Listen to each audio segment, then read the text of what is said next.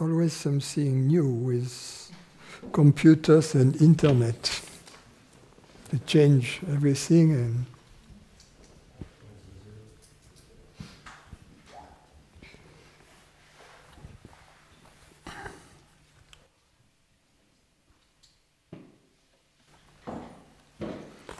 do you have questions?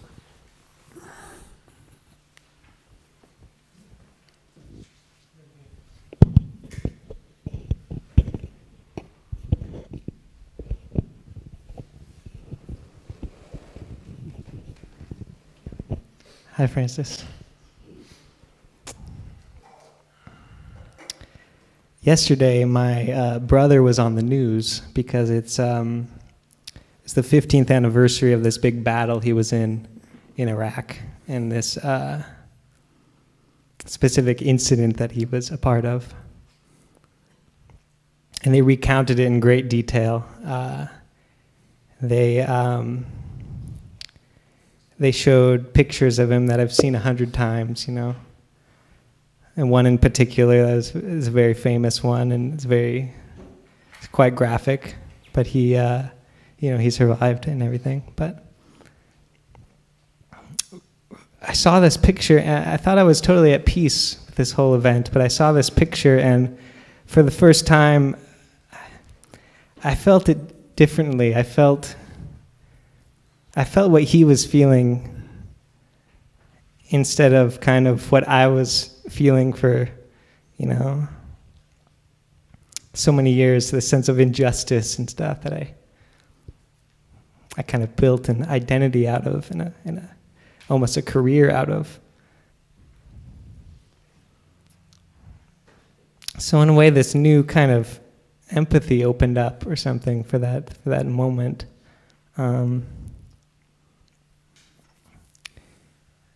And I'm kind of wondering if that's a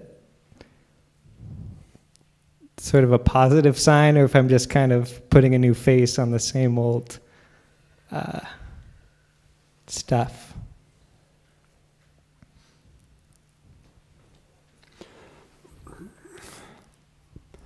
Positive sign is if you're happy. A negative sign if you are not happy. It's kind of, it's happy. I mean, I'm happy he's alive, and I'm happy that, I can feel things more vibrantly now, instead of just pushing them away. I rejoice to feel that full spectrum of what arises, and have the space for that. So yeah, I'm happy for that. Right, that takes care of the answer. Well, expressing it is helpful, so thank you.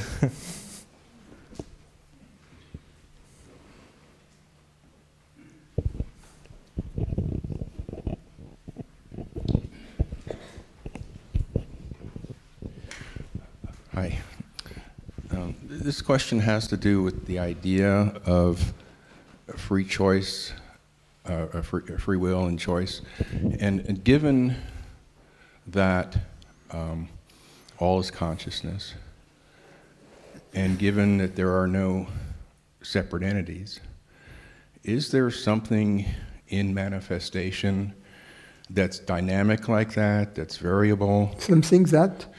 Something in manifestation, in the expression of manifestation, that is sort of like that, like free will or choice, that is dynamic and variable, such that consciousness doesn't know, exactly what's going to happen.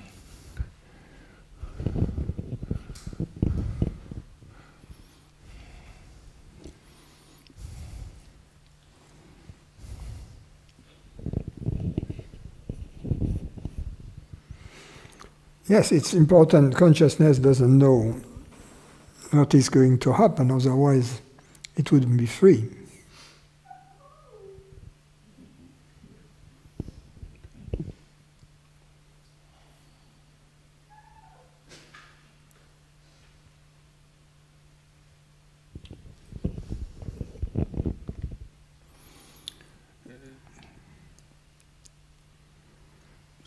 So there's something kind of like free will or choice? I mean, what? Yes, on the level of consciousness, there is, I would use the word freedom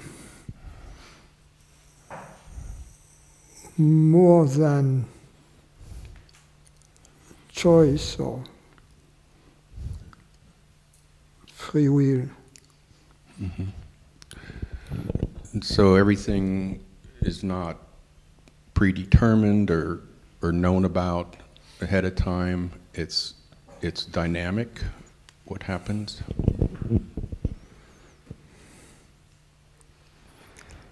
Everything what happens comes out of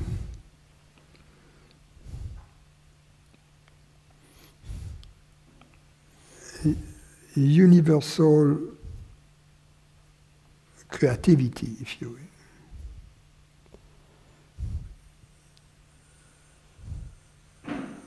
But in order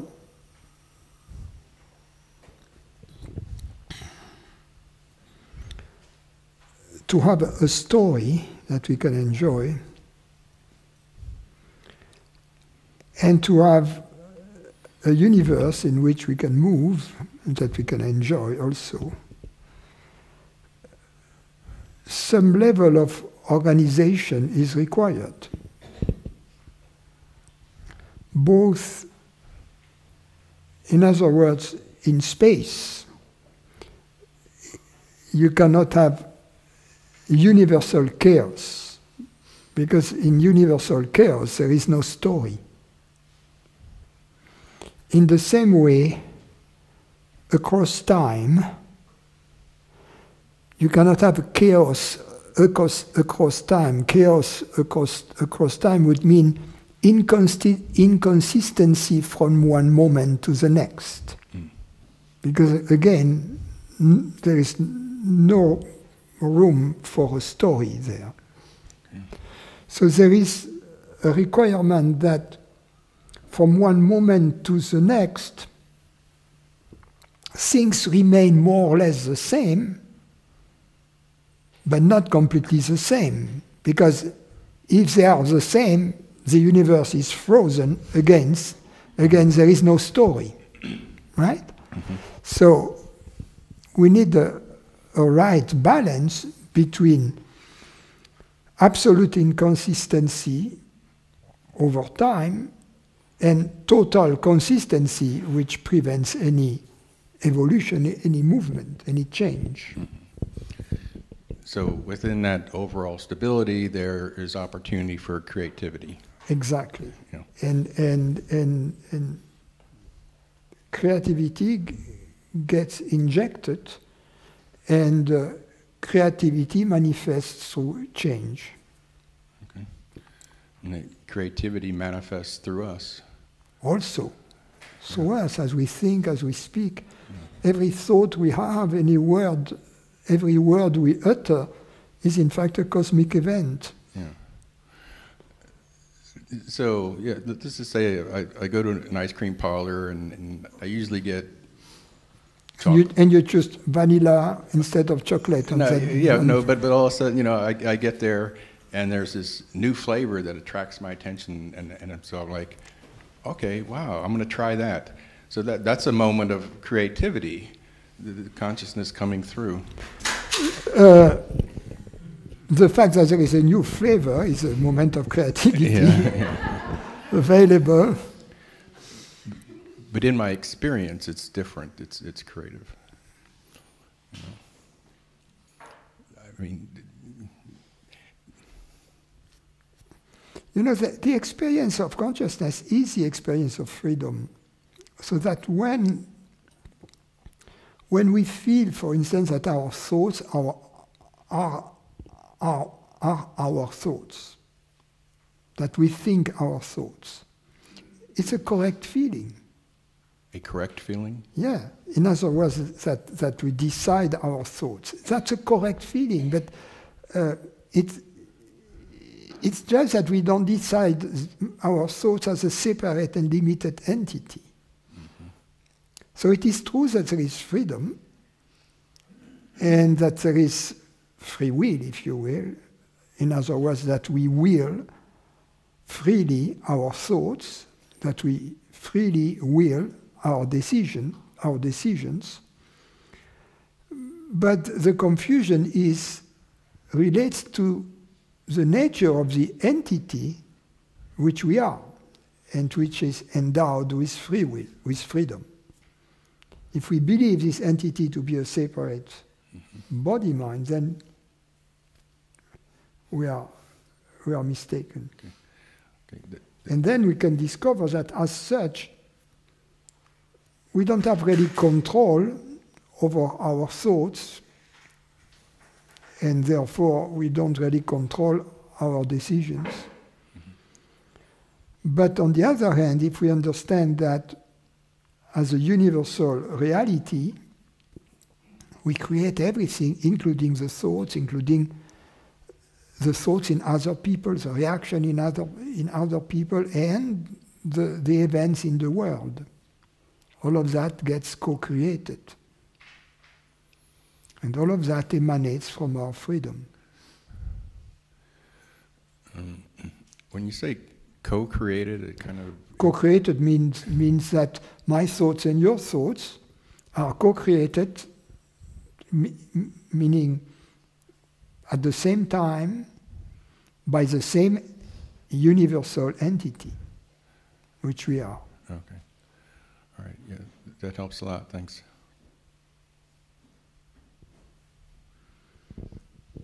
If you have flowers on a tree and one flower opens, and if the flower feels, okay, I am the one creating the opening, the flower is mistaken. It is the same tree that makes all the flowers open.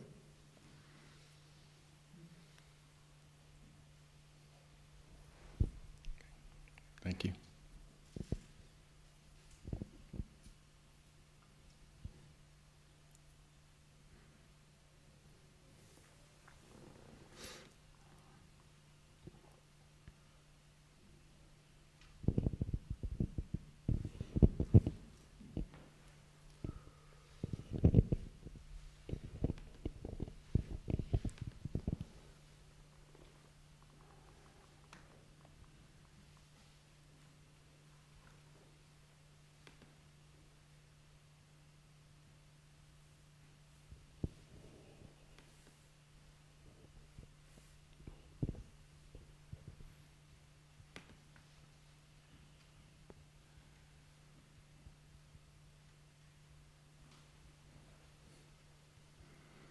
Okay.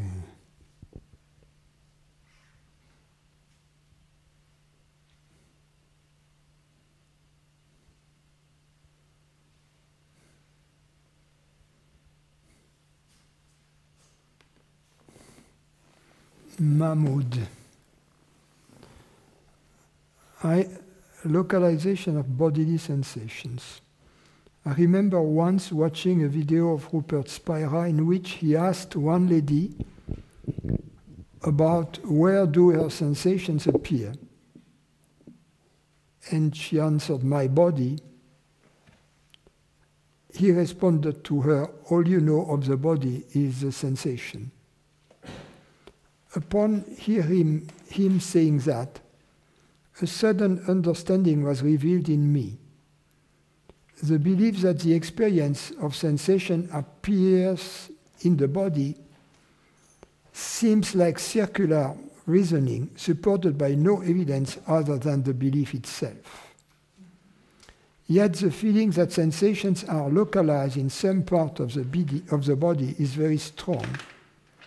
It is also supported by the fact that the sensation can be changed when I touch that part of the body, like scratching an itch. When I explore a sensation, say the sensation of my forehead, an image of the forehead face co-appear in the mind, somehow claiming that the sensation appears in it, which is obviously absurd. And when I further explore the place where the sensation and the image appear, I can see that both appear in the placeless place of consciousness. I am a bit confused. There is a strong feeling that bodily sensations are localized. Yet my experiential exploration tells me otherwise. Can you please clarify that?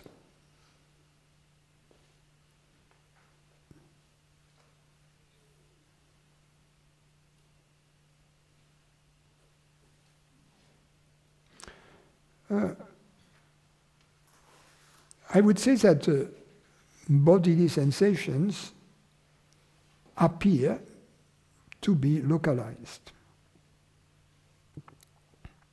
However,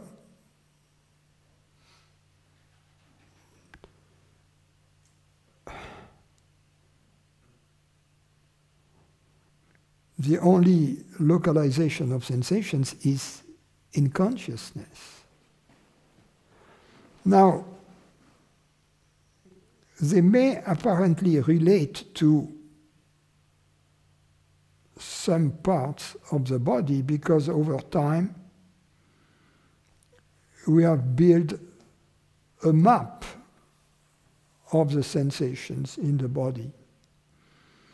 And for instance, if we have touched our right leg, and if we are fallen and hurt, some part of it, we establish a connection with the right leg we see, the right leg also we can touch. In other words, the right leg to which we have access through our external senses, the sense of sight and the tactile sense, we establish a connection between this leg that we see and touch and the sensations of pain that we feel. Now, it may well be that we feel a sensation which seems to be analogous to this one. Let's assume we have a sciatica. And the origin of it is some problem between two vertebrae in your back. But the sensation will be in the leg. So, all we can say about sensations is this sensation is that it appears to be in the leg. But that there is in fact nothing wrong with the leg. There is nothing wrong either perhaps even with the nerve in the leg, but the nerve has a lesion somewhere higher up in the spine. So this type of referred pain, for instance, is almost scientific evidence that the sensation is not localized, at least in the part of the body where it seems to be. Not necessarily. But ultimately, they are all localized in consciousness. Relatively speaking, this map of the body that we have works quite well for all practical purposes. Usually when we feel pain in the leg, it's because there is some lesion locally there, but not always, which shows that this map is not absolute.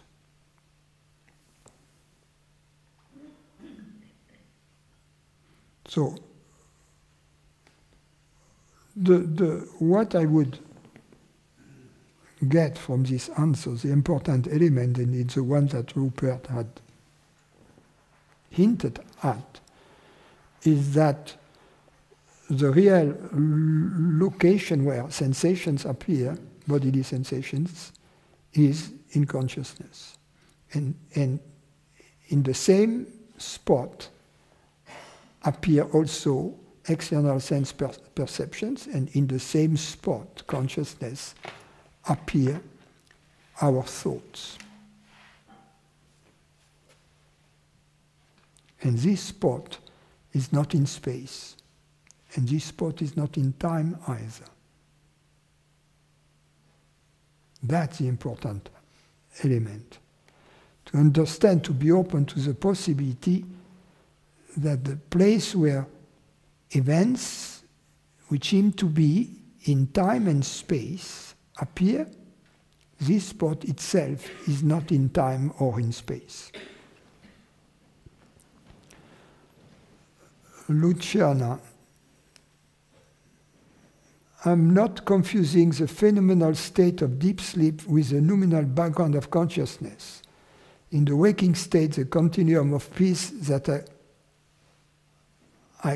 accompanies the abiding in one's true nature can vary in intensity, such as when the background of peace turns into the foreground of joy, as for instance in the presence of beauty or in moments of understanding or in spontaneous contemplations.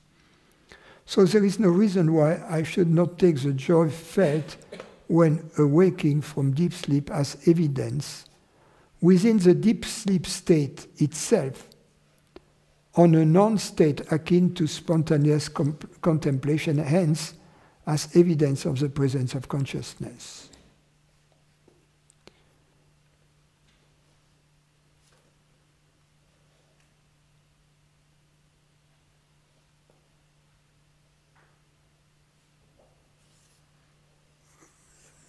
Yes, but the evidence of consciousness is always in the now. It's never in the past. So when you awake, the deep sleep state is in the past.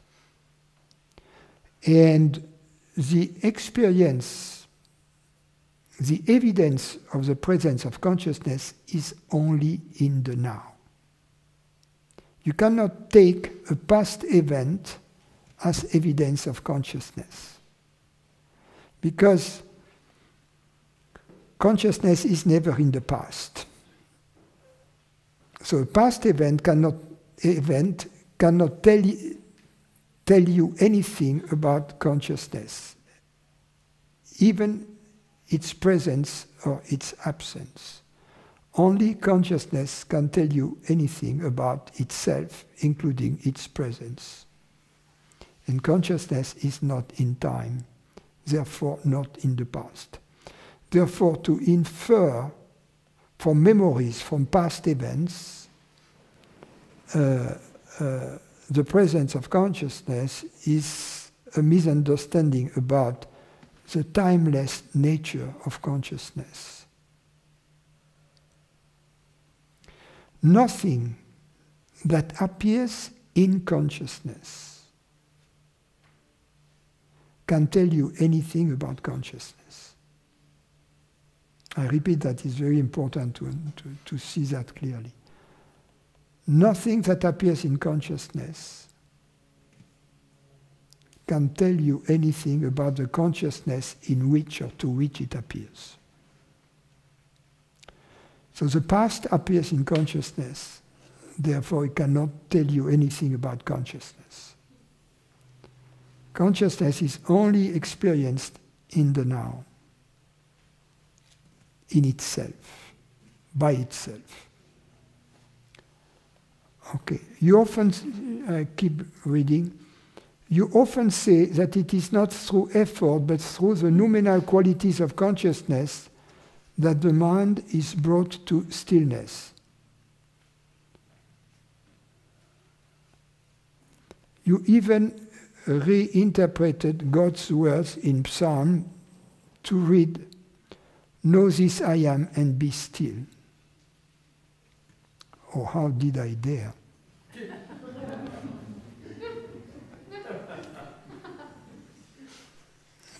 Don't you agree that it must be possible that this sentence, this command, this revelation be heard in all the states with inclusion of deep sleep? I think the miscommunication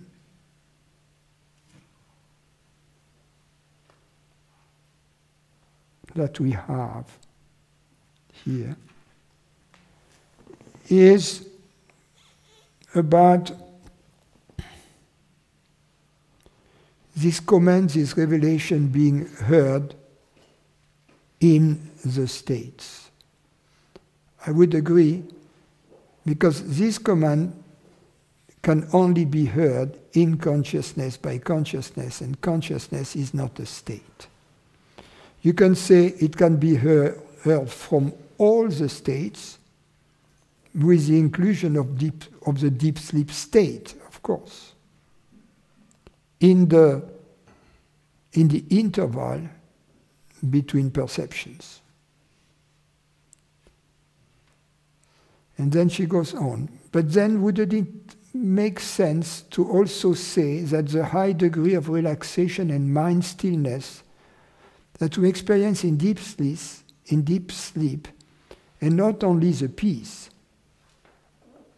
are brought about by this non-state, by consciousness being conscious of herself? Yes.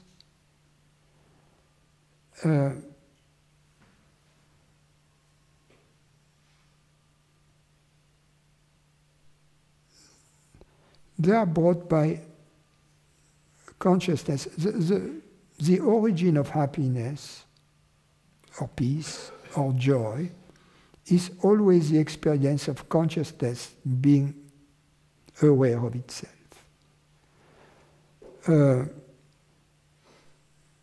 But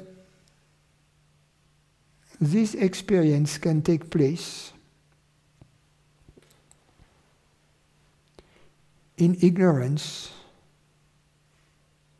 or in the absence of ignorance.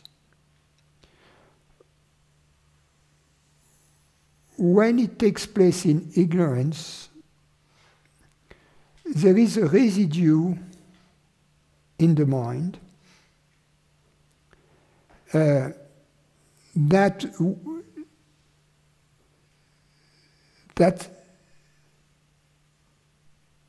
endures, that remains. It's like ignorance went for a siesta. And then, while the parents are having a siesta, the kids throw out a party downstairs. But they cannot be too loud. Because if they are too loud, the party poopers wake up, and that's the end of the party. So it's much better to throw a party while the parents are on vacation overseas.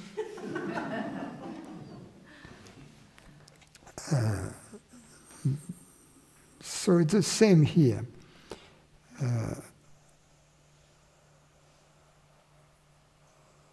So yes, the high degree of relaxation and mind stillness that you experience in deep sleep, whether there is ignorance or not, is always related to consciousness, yes. And any form of happiness and peace always relates to the experience of consciousness. But it can be just some form, a temporary form of samadhi, while ignorance is having a siesta. It is of the same nature as the happiness we experience upon the realization of a desire. It's just that this samadhi is usually very short-lived. But why? Because what we experience at that moment is a desireless state for a very short moment. The desirelessness, in the desireless state, consciousness shines through. In the same way, the deep sleep state, which is also a desireless state. We are too tired to desire. and then the piece of the background shines through.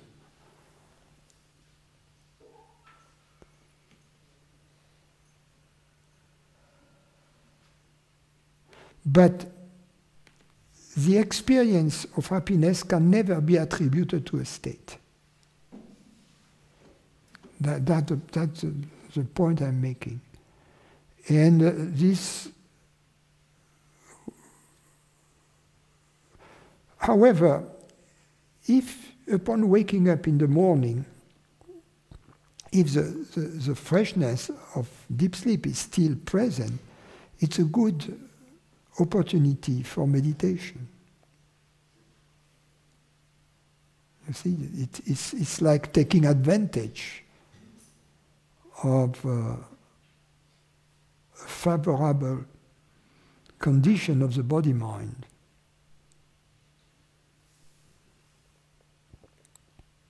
Any questions here?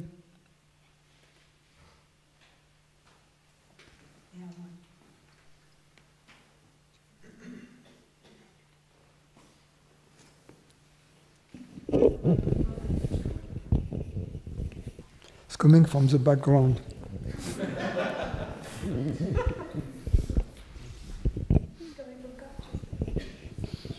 Hi. This has happened a few times, most recently a few days ago, where I wake up in the middle of the night and there's this weird sense that the body is about to die. And I had read some time ago your account of when this shift happened to you, you felt some sort of terror or fear. Every time this happens, like there's an attempt to, hey, I can't watch what's going on. There's like I don't want to die, basically. So I try to hang on to something. So maybe for a few seconds I'll observe the fear coming up, and there's no reason, there's no event. It's just a random, I'm definitely going to die kind of thing. And then every time it goes away, it's like I lost. It's the sense is that I lost an opportunity to awaken. That if I could watch this happen, I would get what I'm after. I wanted to know if this is the case, or if you have anything to say to accept when this comes.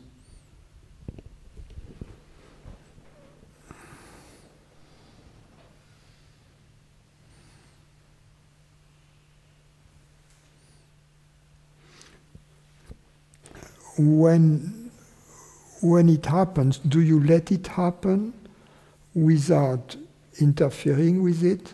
Do you pull the brake?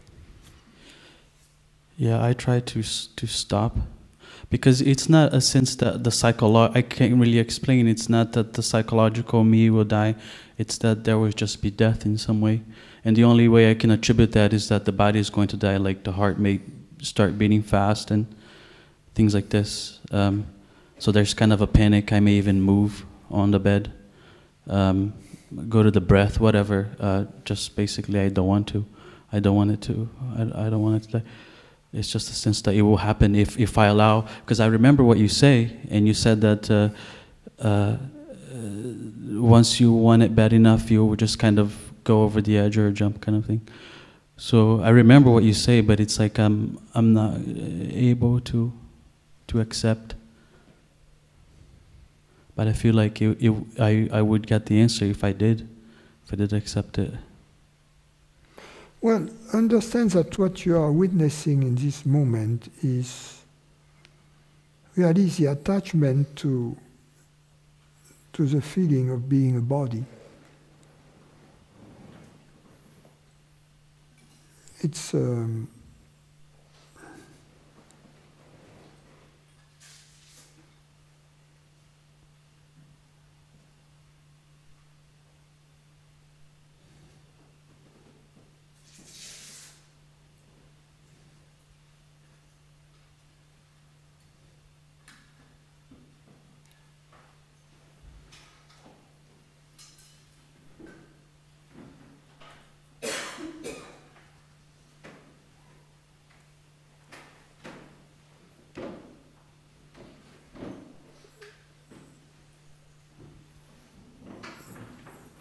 don't. There is no point beating yourself up if you at some point have stopped the process. It was just the way it was.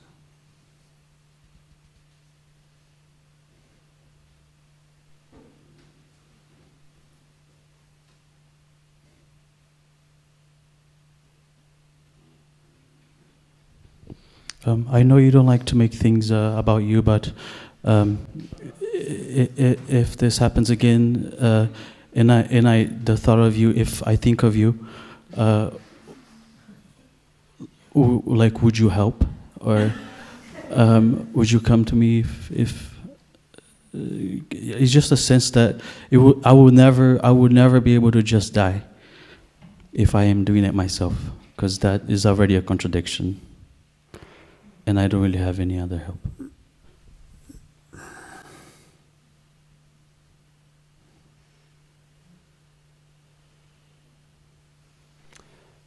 Just observe what happens. See the reaction in the body, but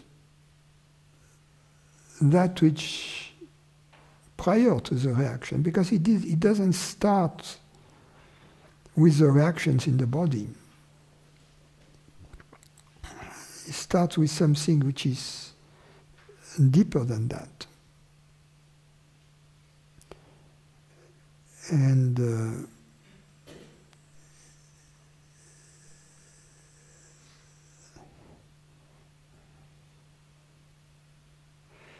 it is this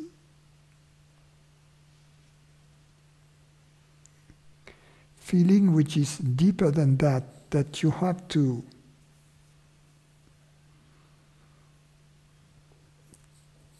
see with more clarity. So every time the opportunity presents itself, see the origin of the fear with as much clarity as you can. Because then every time you will go deeper. You may not realize it, but if you have simply this intention to go a little further in your investigation of it, you see, you don't need to go all the way. Just go a little further than the previous time. And you mean by this a sensation, right? Not necessarily a thought or like a feeling. It's mostly the heart. The heart starts. I mean, that's where I notice it at least. But the heart doesn't start doing that on its own. I mean, there is a possibility. Then it's not my problem. It's a medical issue. I see. You see, but if it is something that has a psychological origin, and then there is a response of the body to it. You see? So, I don't know, see your doctor to make sure it's not... Yeah, I've been to a doctor. It's definitely a psychological thing. It's just weird because there's no situation that induces the fear. It's just a totally random thing. So what you're saying is just observe if there are any thoughts prior to it or any weird sensation. I'm not saying to see this. Yeah, I agree. It's not necessarily triggered by a situation. On the contrary, it may just be triggered by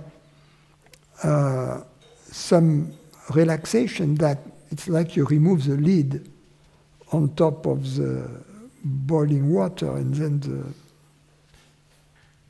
the vapor comes out. So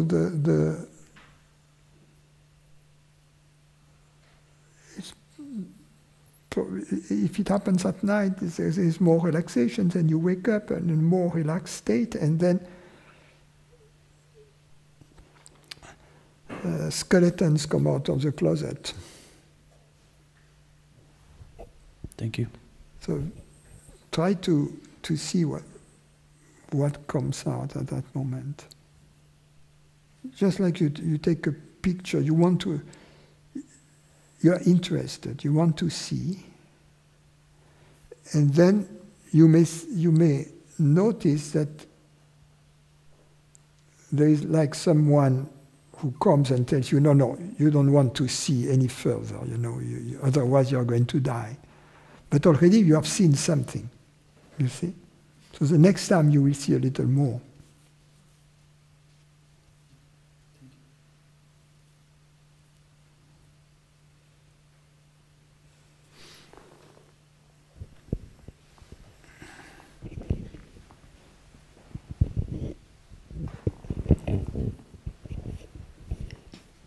Hi, Francis.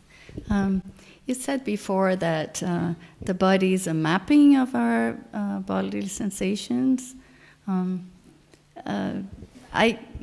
Sometimes I think of it as if it's an explaining away of the sensations that we have. So my question is, if you have a pain in the body somewhere, wouldn't it make more sense to deal with it at the source instead of trying to fix it in the map?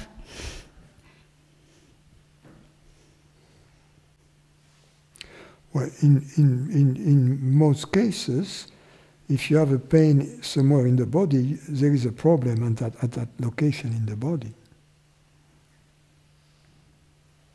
But as I mentioned, there are possibilities of referred pain in which you have a lesion somewhere else in the body that appears to be in a different place. Like a sciatica, you may have a pain in your lower leg, and the origin may be somewhere else. If you have a pain in the body, see your doctor. That would be my recommendation. Very practical, matter of fact.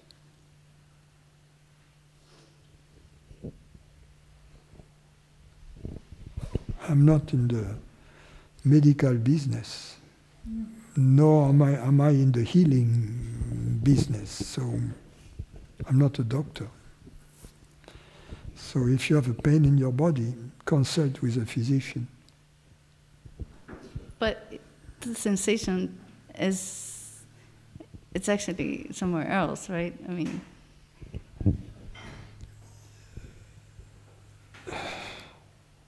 As I said, it may have its origin somewhere else in case of a referred pain, or it may have its origin, in most cases, where it seems to have its origin.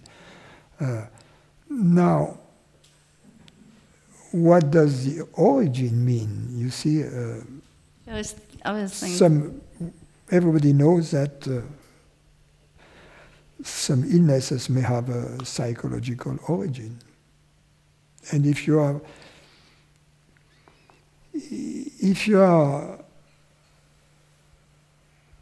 not very happy psychologically, it will be detrimental to your body, because then you will be subjected to all kinds of addictions, and you're going to mismanage your body.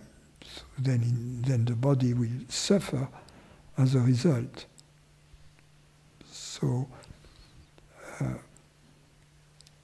happiness is a good element of health for the body, yes. But that's not the only one, because there are genetic factors, age-related factors, and environmental factors that come into play. But again, I'm not a physician, and I'm not interested. Actually, this health problem, I take care of my health problem, but I don't give them a flying rat's ass in this type of of meetings, because I don't mix things. You see what I mean? I don't. It's unrelated, really. Because in New Age stuff, usually people would kind of conflate, that's a word, conflate what we talk about here with all kinds of things, including New Age healing, for instance. So I don't do New Age healing, nor do I use it. You know, I mean, traditional scientific medicine is bad enough.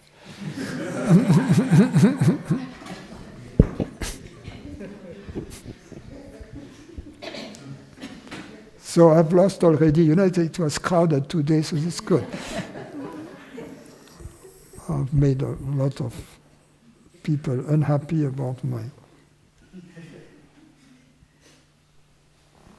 Yeah.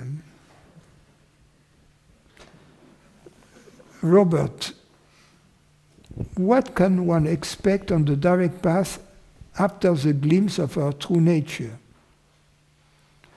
The answer is more glimpses. Is there a gradual expansion of our understanding into our daily life and our interactions with the outside world until it's fully established and all we can experience is seamless beauty and bliss? Yes, there is an incremental expansion.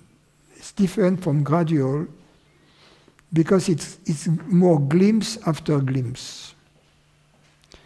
And what we can expect is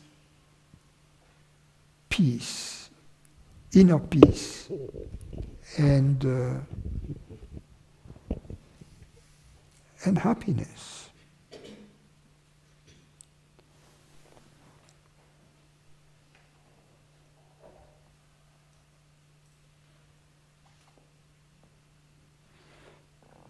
You know, seamless beauty and bliss,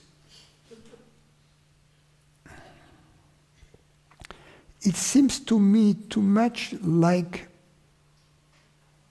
an expectation of something positive. You know, like a huge cake or a huge ice cream, you know, an infinite ice cream.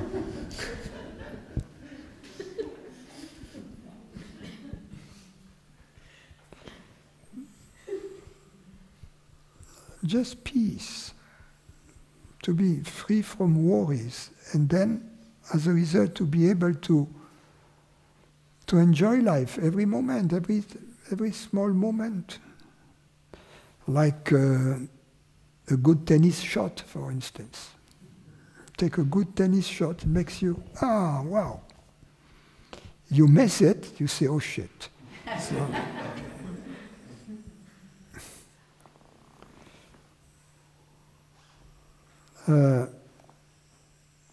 Carl, are we in fact a kind of singularity,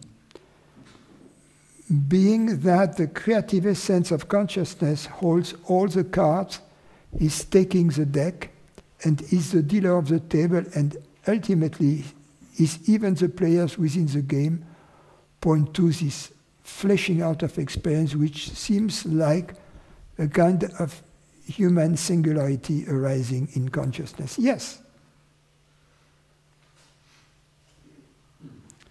Ultimately, we are a singularity, yes. And that's why this consciousness of ours is unlike anything else. And it corresponds also to the fact that as a human being we are part of the universe, and therefore that we share the reality of the universe. Meaning, because we are part of the universe as human beings, our reality and the reality of the universe is the same reality. And this reality is also a singularity. The point is that it is the same singularity within and without. There is only one singularity.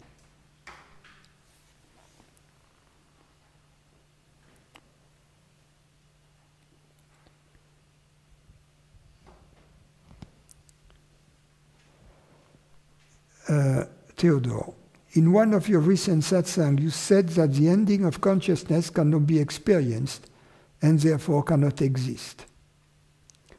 If I certify that I cannot experience the end of consciousness, isn't this solipsism?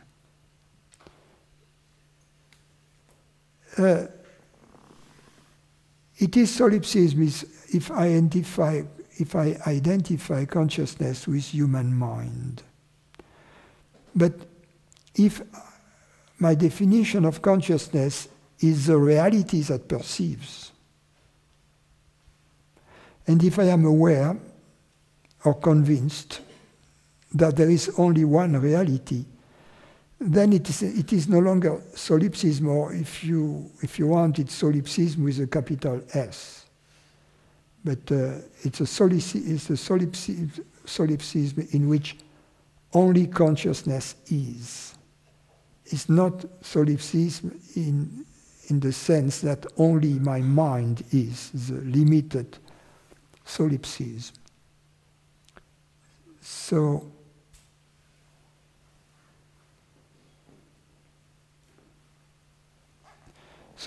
remember, so it's very important, this point, that I define consciousness as the reality which is perceiving these words.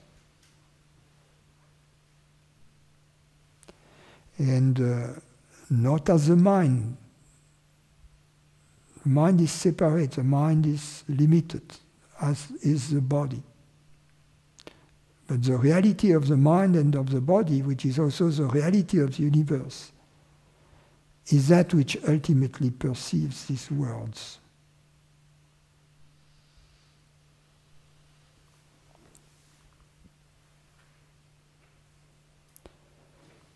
Then he says, he goes on, if I cannot experience a random event, can I say that it doesn't exist? It depends what you mean by I. If by I you mean mind, human mind, of course, it doesn't mean if a specific human mind doesn't experience a random event, that this event doesn't exist. Of course not. That would be solipsism. But if by I we mean universal consciousness, for which experiencing and creating are one and the same, there is nothing outside reality. Let's put it this way. Therefore, there are no events outside reality.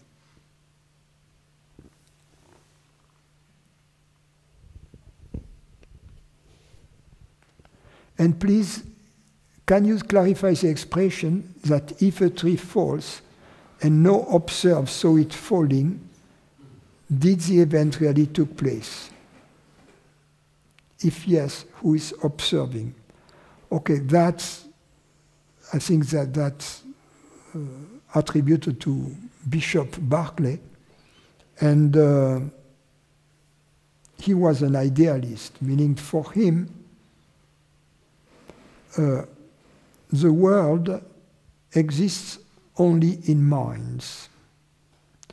Then he faced a problem, because that's the problem of solipsism, that you would deny the existence of other minds. You would deny consciousness in other people. Then, in that case, why even interact with them? Why even speak to them? For instance, if you would know that the person in your dream you are interacting with are in fact your own creation, you would immediately stop talking to them, right? Because it wouldn't make sense unless you are a writer in the process of writing a novel. Then you can create a conversation between illusory characters. But in real life, you would waste your breath and your energy doing that.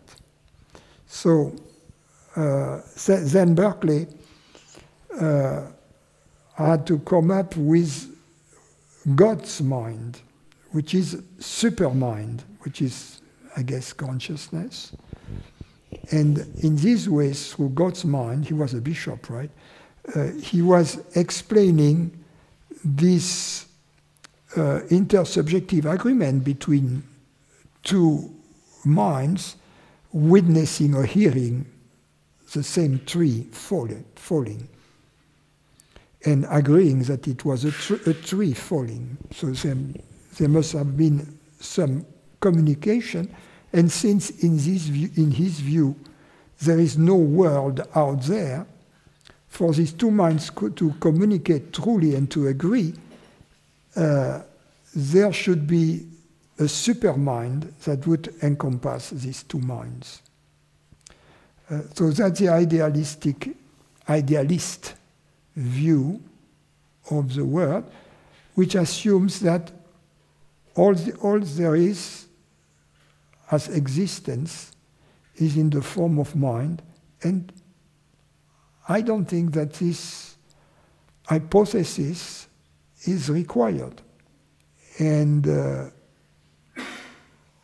we can be open to other form of existence than the one we know as human beings, as minds. There can be other realms. I find it very limiting to have this form of religion of all there is mind, because it is very anthropocentric, if you will, that we create a reality in our image.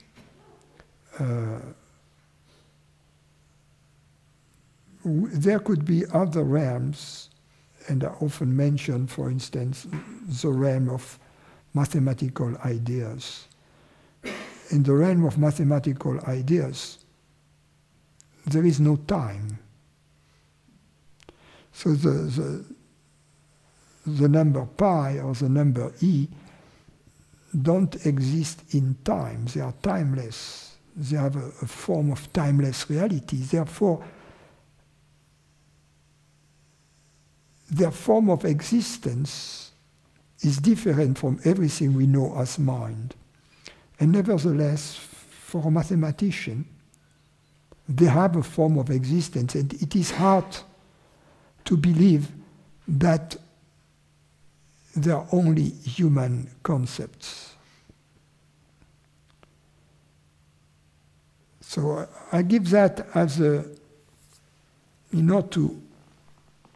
open the possibilities beyond the mind-only view of reality.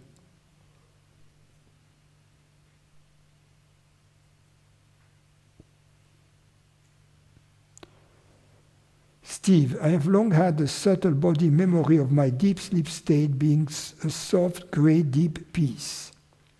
As someone who is awake, does a natural sense of your body similar to the state of your body in your deep sleep state?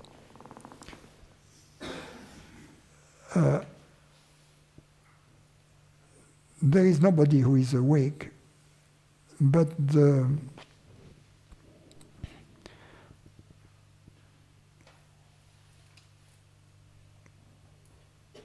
it's like the state of deep sleep and the state of in the waking state merge. We are in deep sleep during the waking state, and we are awake during deep sleep.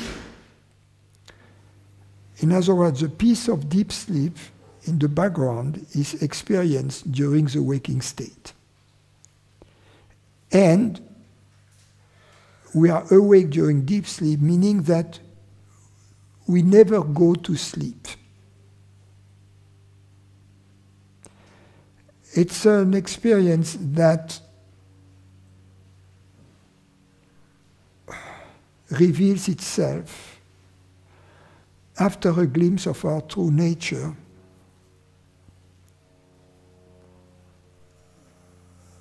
incrementally perhaps.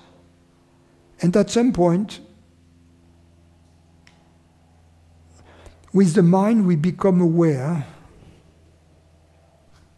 that it has been the case for possibly a long time. But that just the mind had not recognized the experience. And then when the mind recognizes it, we say, oh, that's what my teacher was talking about. Now I understand. That's the experience. Now I have recognized it.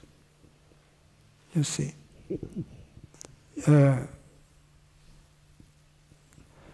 In my case, I remember asking my teacher in the early years of my acquaintance with him, and I still remember the scene, the place where it took place, this question. And his answer was kind of ambiguous. He said, yes, it's like when you go down into a basement step by step. So it was like asking this, the Pythia in Delphi, you know. And many years later, one day, and I was already quite happy in my life, and upon falling asleep, the body disappeared, and then the out of the body, of what was the body, out of the substance, then the world of the dreams appeared. And then this continuum of consciousness, which was present as an experience, and the mind says, oh yes, that's it. That's what Jean Klein meant. This, that you don't sleep. We don't sleep. The body sleeps, the mind sleeps. In other words, the state of the body and the state of the mind, they change. But the state of consciousness never changes. There is only one state of consciousness. I'll use you. If impersonal action is a manifestation of the universal consciousness that we are in human relationships and activities, impersonality characterizes a bridge to understand reality in its different manifestations. Can you comment? If impersonal action is a manifestation of the universal consciousness in human relationships and activities, impersonality characterizes a bridge to understand reality in its different manifestations. Yeah, it's a bridge. It's a means towards the realization of the universal nature of consciousness. And that's what I call conducting experiments by acting, thinking, interacting, etc., impersonally. Doing our best to do so is already acting impersonally. So that is enough. To do our best to act impersonally is already acting impersonally. And when we do that, use the word a bridge, it's like we ask a question from consciousness, and the question we ask is, okay, I am acting as if you, consciousness, were impersonal, universal. Now, what say you, consciousness? You know, and then something will happen that will be different, and that will be the answer from consciousness. And this answer can never be projected ahead of time. It will be always new, always different. But it will always feel good.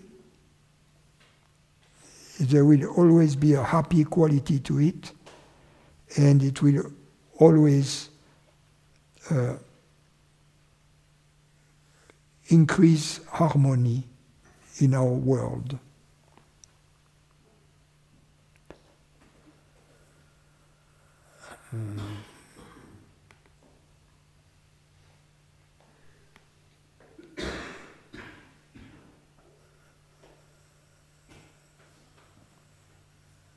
Mary, I'm struggling with an old friendship. This person is difficult in many ways, and the friendship has been waning for years. But since discovering the path at the beginning of this year, I find myself having very strong, angry, and over-the-top reactions when I am exposed to this person's extreme self-obsession and neediness. It's partly that I'm loving my reading and contemplation and inquiry so much that I really just don't want to have to deal with her. But I think it must be something more than that. The intensity of these feelings is so strong, almost as if I am concentrating all the worst manifestations of my separate self right there in my relationship with this person. I feel like she is being sent especially persistently just now to teach me something.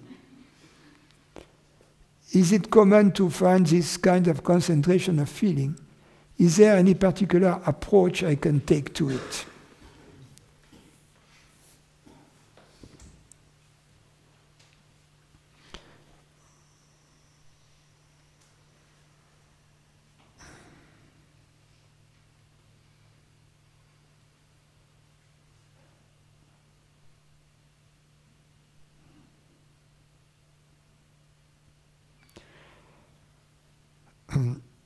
The first thing you have to assess is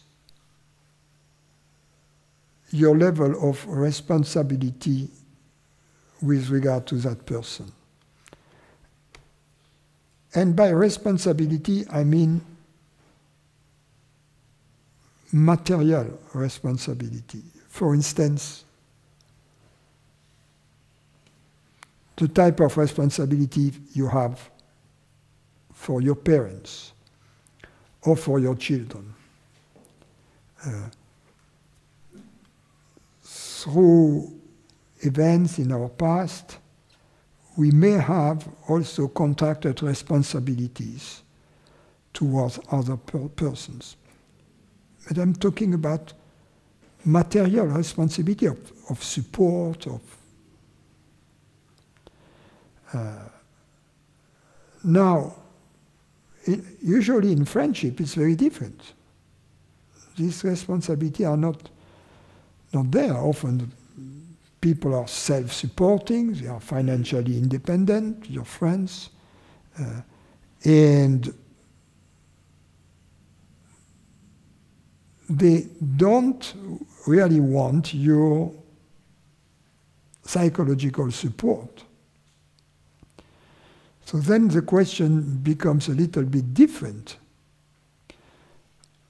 The question is,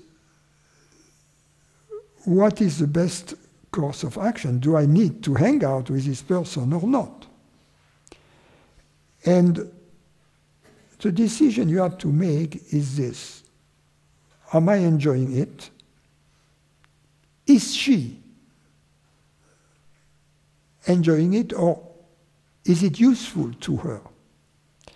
If this person is completely closed, the fact that you are evolving, she's not going to like it. And you are not going to like it. So perhaps the aversion you're experiencing is only a natural one, which is telling you, well, I may not want to be that much with that person. You can wane the relationship with her, especially if she's not asking for anything, if you don't have a responsibility, and if your presence is no help, on the contrary, seem to be detrimental to her. Because sometimes we need to step back, and we need, if we cannot teach people, we have to allow for life to teach them the lessons they need. We cannot always be present. We have to allow for life to teach them their lessons. However, if you feel that you have responsibilities, then take this relationship as a yoga exercise. So it's for you to decide which ones of this analysis is the correct one. Theodore, when I observe the world, does the reality that observes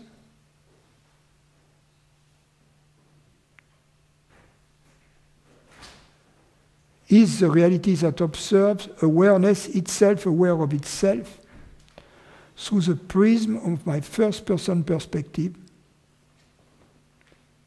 Does it mean that there is no observation outside the ultimate? Yes, there is no observation outside the ultimate. However, the ultimate can observe through many channels. There is only one observer, but there are many channels through which it observes.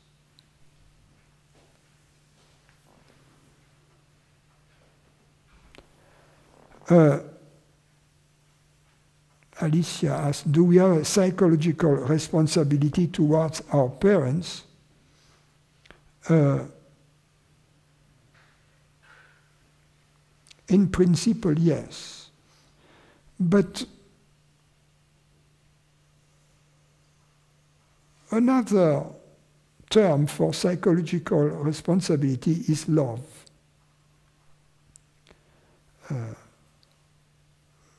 Because the love we give is the real psychological support that we give. And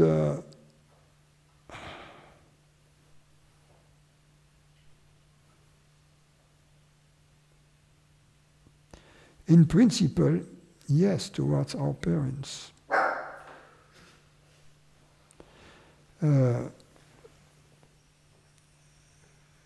I say in principle because sometimes parents are bad parents, you see. So, but generally speaking, yes. Any questions here?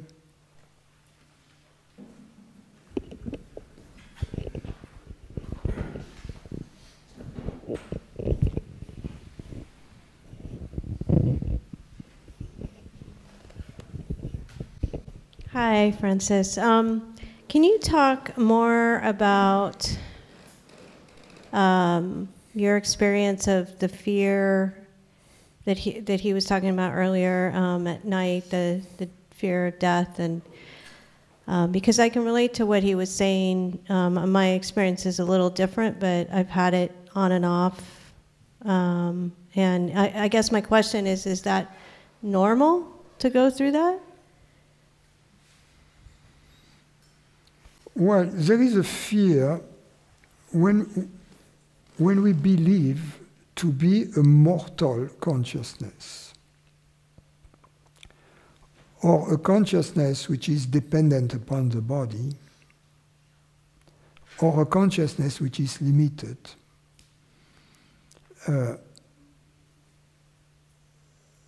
there is a fear attached to that. Fear and desire. Because at that moment we identify with something which is limited, and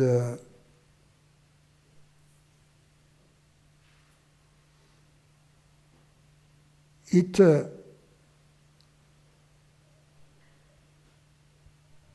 creates a conflict. There is a conflict between this belief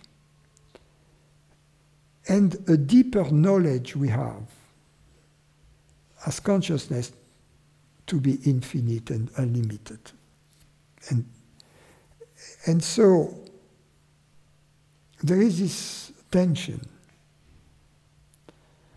In most cases, in ignorance, we escape this deep fear by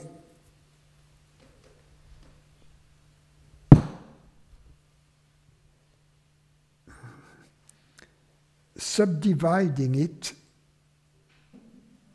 into all kinds of specific fears, forgetting the common origin of all of these fears. For instance, someone will say, I'm afraid to be in open spaces. But the reason for that fear is that I'm feeling that I'm going to disappear, to dissolve in the open space. Or I'm afraid of being in an elevator. It's not that an elevator is a terrifying thing in and by itself, because I'm afraid that if I am in an elevator, I will be stuck in it and starve to death in a confined space, or that the damn thing is going to fall and to crash and I'm going to die. So it's not that I'm afraid of elevators, but I'm afraid of dying, right? So then if we, so the way we and then people would say, oh, I'm not afraid of dying, I'm just afraid of elevators. You see? Or I'm afraid of open spaces. But I'm not afraid of dying. But as we investigate that, the more we investigate what we are, the more we bring into the open this deep knowledge we have of our eternity. And the more we bring to the surface this deep knowledge, the more the conflict with our belief to be separate seems to be, the more evident, the more manifest this conflict becomes. And this conflict is experienced as this fear. So the fear is the option between two identities, one which is our true identity, the consciousness which is hearing these words, and the other which is our fake identity, which is an object, which is something perceived, something. And the way I present it here is very clear. But we don't want to see it in this clarity. And we hide the simplicity of this conflict, which would lead to its almost immediate resolution if we had it that simple. We hide it behind the smoke screen of fear. And the fear is simply a smoke screen that prevents us from going a little deeper. You see, it's just a smoke screen.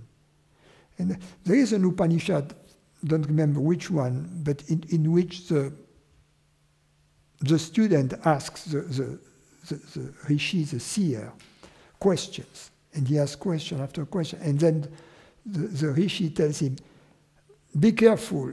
If you ask beyond that, your head is going to... You know.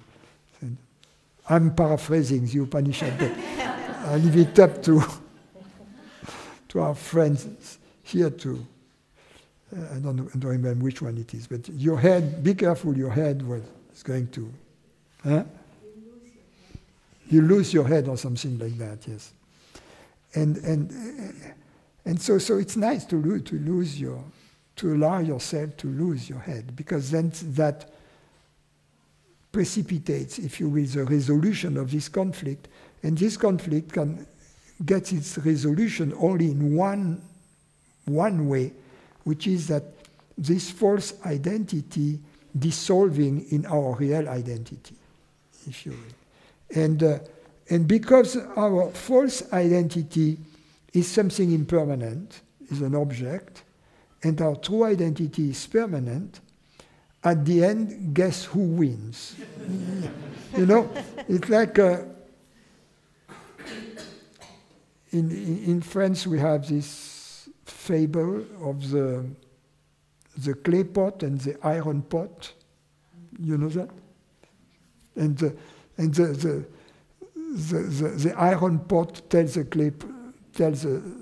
clay pot, oh, let's go for a trip together. And the clay pot says, no, I'm too fragile. You are made of iron, but I'm fragile, so I don't want to. But finally, the iron pot convinces him they go on a trip, and guess what happens? They bump into each other. So in this metaphor, ignorance is the clay pot, and the truth is the iron pot. At the end, the iron wins. That's great, because that really puts it in perspective that I'm right on track, where I have felt that intense fear and conflict, and I'm thinking, why? You know, what's going on? And that explains it right there.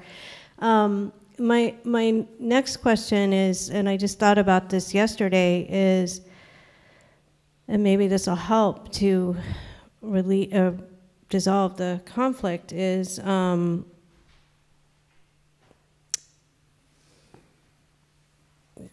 I've had, experience. I had an experience the other day where things appeared, and I thought, my goodness, I just said I wanted that, and it just came right there. And I've had those experiences before, and I understand that consciousness, if I say I'm going to buy the Mercedes, and I know Laura was talking earlier, like, you don't have to say, oh, I have to get the money first, or you just say I'm gonna get a Mercedes. It can appear, it can happen. That's consciousness being consciousness. And I'm not saying this from getting a material object. I'm just saying that we can manifest that. So my question is, if I'm consciousness, I don't have to pray to anything on the outside, because I am consciousness. I am. I don't have to say, please, God, help me. I am God, right? I mean, I know this is just my mind trying to figure it out. Your consciousness is universal. Right. But the consciousness is, if you will, from the vantage point of the mind believes that consciousness is in the mind. So from the vantage point of the mind, consciousness is God's presence in the mind. But God is not in the mind is in God. Right. So this morning, was trying to think of a word, and it was like at the tip of my tongue, and I couldn't think of it, and so I just said, to consciousness, what is it? And then a few minutes later, it popped into my head. So that's consciousness. Yes, consciousness is whatever is hearing these words right now. Right. Okay, but I know this is, I hesitated asking this question because it's just very mind, but I just thought, well, for years I would hear, let go, let God. I understand that, but as a child, I would say, I want this, and I had my attention to do something, and I couldn't understand why. I don't say, replace let go and let God with do your best and let God do the rest. But when I say I'm praying to God, it still feels like the separate self. Yeah, do your best and let God do the rest. Okay. Or do your best and let consciousness do the rest, because consciousness is already that which is telling you as a human being, do your best, right? So then you fulfill the internal part, the internal mission of consciousness, and then you leave it up to consciousness to fulfill the external mission, right? But so it has to work both internally and externally. So you have to do your part, consciousness, within this body-mind. This part has to be accomplished too. And then the external part will also be accomplished.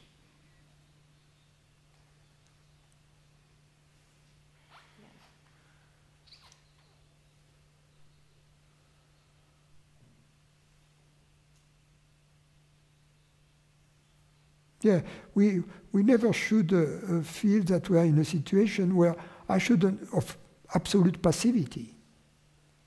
Right. I shouldn't do anything. I shouldn't. On the contrary, and people, because often people say, yeah, but before I am fully realized, everything I do will come from the person. Everything I do will be a mess. That's simply not true. In fact, everybody knows moments of love, moments of intelligence, moments of beauty. You see, so all we have to do is to move in this direction the best we can. And then that's impersonal action. Everybody is capable of impersonal action and impersonal thoughts. And so and as I said earlier, the mere fact that we do our best to make impersonal decisions, or to have impersonal thoughts, or to perceive and feel in an impersonal way, already is impersonal. So it's guaranteed success, in fact, if we are honest and if we are of goodwill in this regard.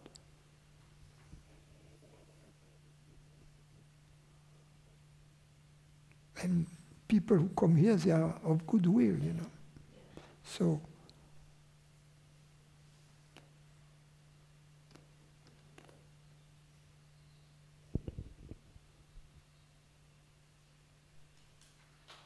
yeah.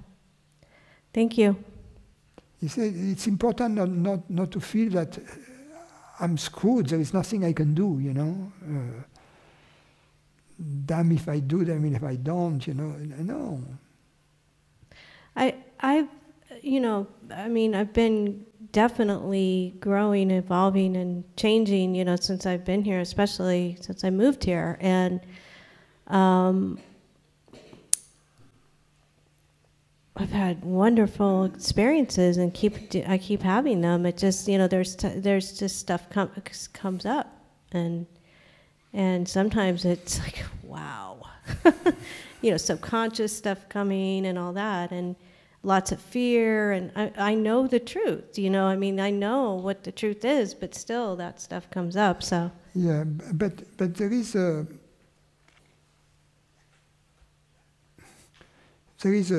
shift that takes place even in the mind and in the body that takes place over time, incrementally, as I said, but over time. It's like we thought before that we had some preponderance of evidence that we were separate entities. And at some point, it becomes clear that this evidence was bogus, that we thought we had. But then we begin accumulating evidence in the other direction. You see? Of course, this accumulated evidence corresponds to a transformation of the mind, and it's never,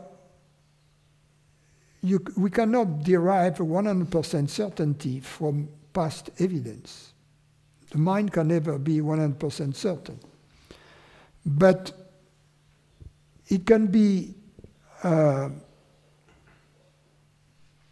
it can reach a very reasonable high level of certainty, so that then it will have no reservations choosing the impersonal action in everyday life. And then the response to the impersonal action is always 100%. So in the now, from moment to moment, then the certainty is 100%. You see, the experiential certainty is 100%. The intellectual certainty, which we derive from past accumulated experiences, never reaches the threshold of absolute certainty. It's only preponderance of evidence. So,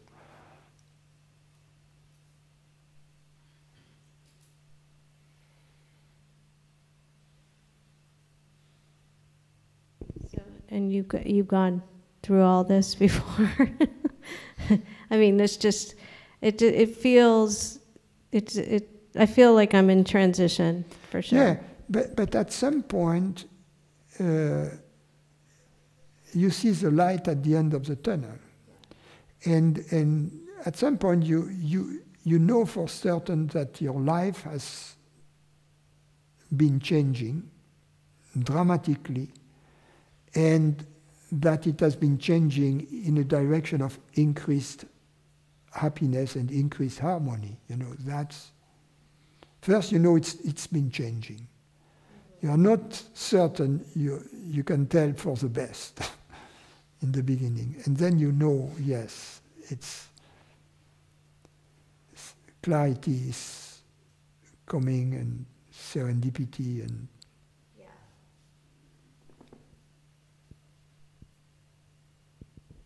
Thank you.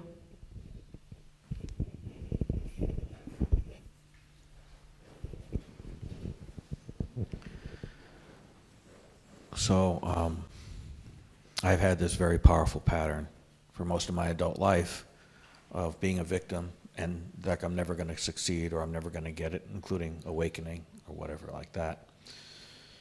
And with the awarenesses over the last few weeks, that experience doesn't inform what I am. It doesn't tell me what I am. The mind goes, well, then what am I? And it tries to. I have a sense of localization back into perception, back into that panicked feeling of I'm not going to get it. And I have moments when then I remember that this doesn't inform what I am, and some of that fades. yeah. Is there, I guess what's happening is this collapse and keep collapsing back into Steve. Exactly. And if you mentioned being impersonal to all that, and I'm curious if your understanding is like the iron pot. Your understanding is like the iron pot. And the rest, the fears, the apparent evidence you believed to have that you are separate is like the clay pot. So every time you go back to your understanding, it's like heating the clay pot with the iron pot. You see, at some point there are not going to be too many clay pots left in the kitchen. So just the actual remembering that this doesn't tell me what I am. Yes. Is good enough for now, or good enough, period. Well, it will. What you have understood is understood. This understanding will expand, will take new formulations, new shapes. You see, so you have to follow your thoughts to allow for that to happen, because it's like a growing. It's the truth growing, in everywhere in your life. So you have to allow for this process to take place. You have to facilitate it the best you can, cooperate with it, whatever. Thank you.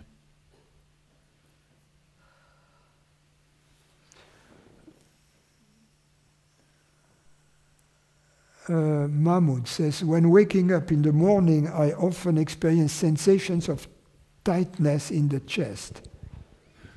Something that feel like a repressed fear or sorrow. They sometimes become lighter when I investigate their reality, and they usually go away as I go through the day.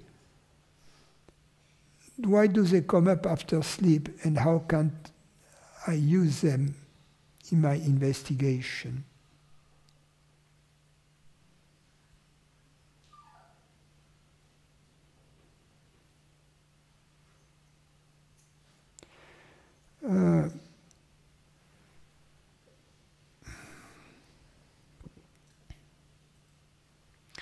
It's interesting to allow for these elements to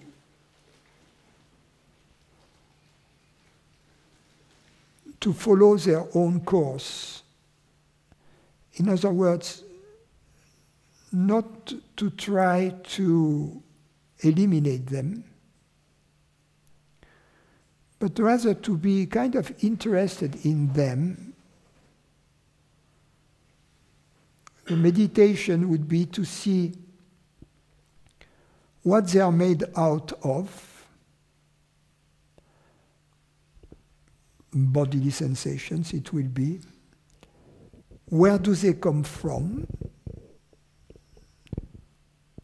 where do they lead to. Try to observe them like a scientist observing a phenomenon, without and being indifferent to the phenomenon itself, not projecting any outcome, not a desire to get rid of those feelings, but just to be curious about them, to allow them to tell the full story, so to speak. And the story can be sensations, it can be thoughts, it can be images in the mind. And if in this openness, you give these feelings your openness. Openness in space, if you will, and in time. You give them freedom. And with no desire to get rid of them, no ulterior motive. And then, if they subside like that, you have done your job, and then you go about your daily activities. And because these are the common thread of ignorance that perpetuates itself throughout the night and including during deep sleep. I think it's a Ramana Maharshi, or in the Indian tradition, they often the question that is asked is, okay, if during the deep sleep I experience the peace of my natural state, how comes ignorance comes back in the morning? And the answer is the metaphor of a bird who at nightfall, goes back onto itself, hides the head inside the feathers, and then when the sun, at sunrise, the head comes out, the wings expand, and it starts flapping, and so that's ignorance. So ignorance during the night goes back to shrinks to this residual sensation. So in the morning, you have a very good seat to enjoy the spectacle, to enjoy the show of ignorance as it.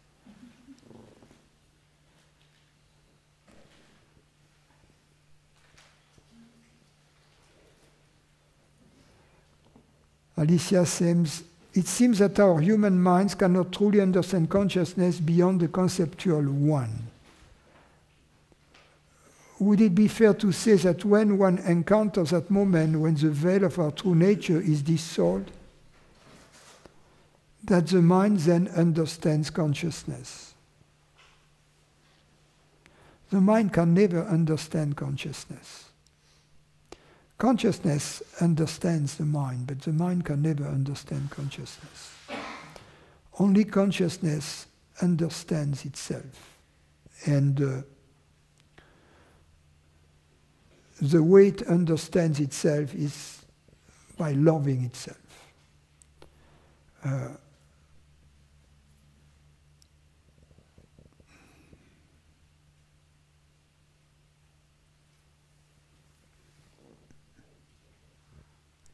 So, it's important to understand that the mind cannot understand consciousness beyond the conceptual one. But the beauty of it is that the concept of consciousness is not useless. Because the concept of consciousness, as any other concept, appears in consciousness. So the concept of consciousness is made out, if you will, of the consciousness it conceptualizes.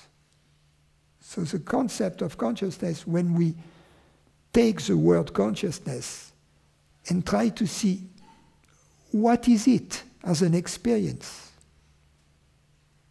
what is consciousness, then this question somehow takes us to the experience of consciousness.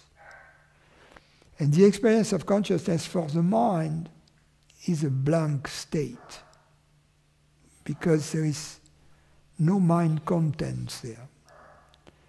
So that which understands the mind, that which perceives the mind, cannot be perceived by the mind. All we have to do is to be open to the possibility that this consciousness is not limited. To be open to this possibility and try to check it out in our daily life. Theodore, if all is the ultimate, does it make sense to accept everything and not to resist to events, persons, and circumstances? If everywhere I look is God, isn't all ultimately God, good? Yes. There is the story of this guy, I apologize to those who have heard it many times. He goes to his guru in the Himalayas, and the guru tells him, everything is God. And then the guy says, okay, I get it. He goes to the big city, and he's in a narrow street, a very narrow street. And there is this elephant running down the street out of control. Everybody moves away into the adjacent shops. And the Kornak on top of the elephant, out of control, says, out of the way, out of the way. And the guy says, well, my guru told me that everything is God, so nothing can happen to me. So he stays there and spends 2 months in the hospital. Then he goes back to the Himalayas, furious, and tells the guru, you lied to me. You lied to me, everything is God, and look what happened. And the Kornak, and the guru tells him, well, but you know, the Kornak on the elephant who was telling you out of the way, it was God too. So the story is, yes, you have to accept everything, including the little Kornak in you, the little small voice, which is telling you, don't do that. So you have to accept everything, but also everything outside, but also the little voice.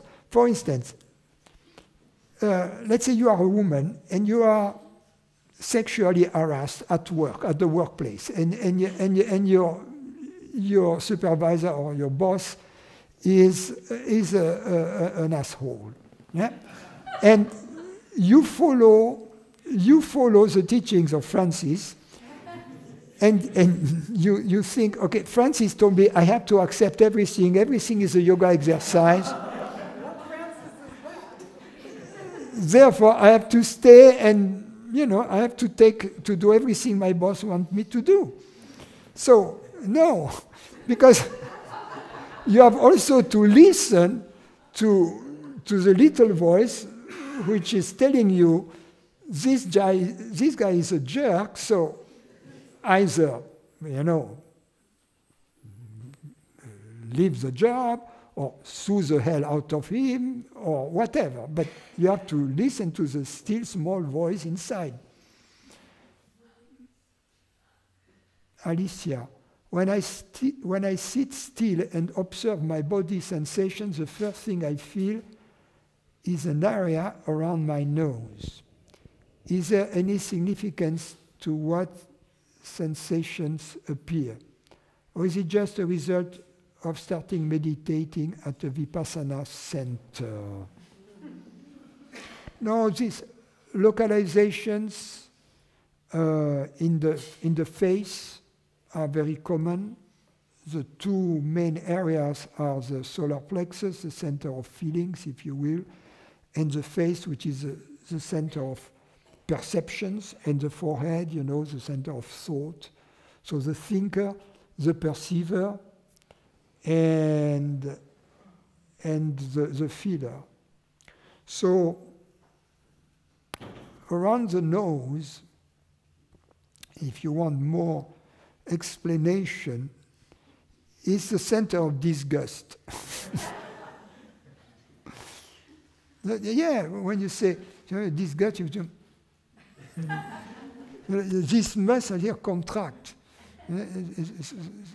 So that's because we don't like bad smells. We don't like bad smells, so yeah, it's a localization here, but we also have localizations behind the eyes, in the eye sockets. There are usually tensions, very, very small tensions in the muscle. In the case of the forehead, it can be tensions in the muscles that move the eyes.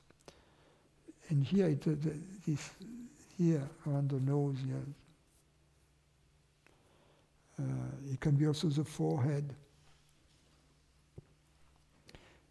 It can be anywhere. I noticed my father, when he was not happy, he had the tension on his, he was like that. And he was not aware of that.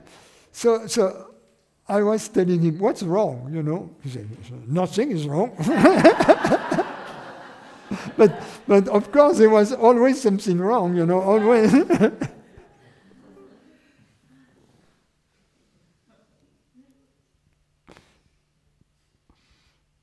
And then she says, I don't feel it as being me, just it is quite strong. So then you're focusing onto it with the desire of getting rid of it. Then I would delocalize the sensation. Try to feel the back of your head or the palms of your hands, something like that. And Mary says, what about the left shoulder? It always speaks to me. I don't know, Mary. Perhaps it's a political thing.